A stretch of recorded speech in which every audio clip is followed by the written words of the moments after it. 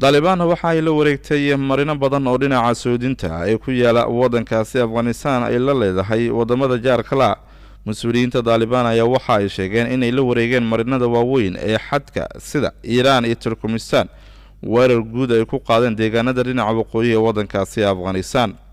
Dagaalyahanada dhaqdhaqaaqa waxa ay shacay ka qaadeen in laba magaalo oo waaweyn oo ku taala meel u dhow xadadka Iran iyo sidoo kale Turkmenistan ay hadda ay gacanta ay ku hayaan. Muuqaalo kooban oo video ah oo la soo dhigay baraha bulshada ayaa la arkayay maleeshiyadka Taliban oo iyagu ka siibaya calanka Afghanistan dhulkii xuduudda ahaa oo ay ka taagneyd halkaasi lagu qaadayay canshuuraha dadka soo galaya ee dhinaca lugta ah ee dalkaasi Afghanistan. Taliban waxa ay u diyaar garoobaysaa ayaa la yiri in ay la wareegto guud ahaan Afghanistan. dowladda Mareykanka ayaa salagadii hadda ay isaga baxday qaarkood waxa gacanta ku dhigay kooxda Taliban.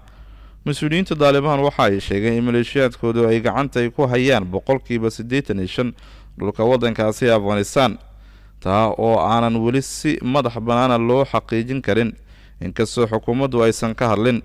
warbixinada soo baxaya waxa ay sheegayaan in Taliban hadda ay gacanta ku hayso 3 meelood meel gobolada wadankaasi ugu waaweyn ee wadankaasi Afghanistan.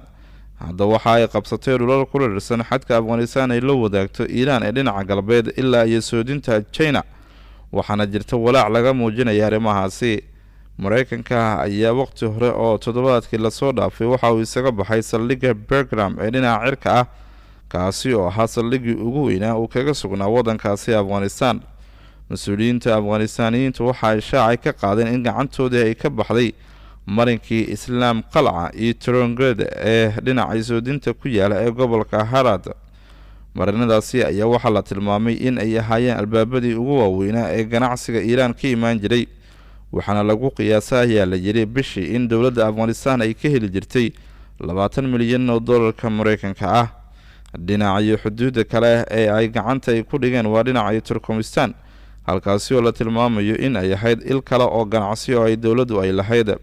afhayeen u hadlay xukuumadda wadankaasi Afghanistan ayaa waxa uu sheegay in ciidamada gudaha ay isku dayayaan sidii marinadaasi ay uga saari lahaayeen kooxda Taliban. afhayeenka wasaaradda arrimaha gudaha Tariq Ariyan ayaa wakaaladda wararka ah ee France Press waxa uu sheegay in dhammaan ciidamada amniga wadankaasi Afghanistan ay hadda ay u jiheysan doonaan sidii saldhigyada lagala wareegay ay uga saari lahaayeen kooxdaasi Taliban. Zabihullah Mujahid oo isagu afhayeen u hadlay Taliban waxa uu sheegay in marinka Islam Qalca ay hadda si guud ay u maamulayaan. warbixinadu waxa ay sheegayaan in maleeshiyadka Taliban ay la wareegeen ilaa 5 deegaan oo gobolka Herat ka tirsan iyada oo aan wax dagaal dhicin.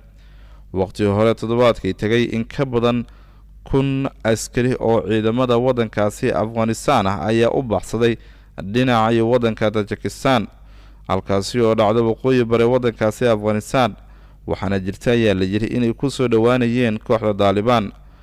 Ruushka waxa uu jimcihii uu sheegay in Taliban ay qabsadeen 3 meelood meelihii ugu waaweynaa xuduudda wadankaasi Afghanistan ay la lahayd wadamada jaarka la. afhayeen u hadlay wasaaradda arrimaha dibadda Ruushka Maria Zakharova ayaa waxa ay shacay ka qaaday in xukuumadda Moscow ay ku boorinayso dhinacyada wadankaasi Afghanistan inay xaaladda ay dejiyaan. warbixinadii ugu dambeeyay ee saacadii la soo dhaafay soo baxay waxa ay muujinayeen in madaxweynaha wadanka Mareykanka Joe Biden uu difaacay qaraarkii ciidamadiisa uu kaga saaray wadankaasi Afghanistan ee muddada 20 sano dagaalka ka socday. Biden waxa uu sheegay inuusan ugu dirin askarta Mareykanka in ay dowlad ay u soo dhisaan wadankaasi Afghanistan, waxaana sidoo kale uu shaaca ka qaaday in dantii ay ka lahaayeen ay ka gaareen dalkaasi Afghanistan.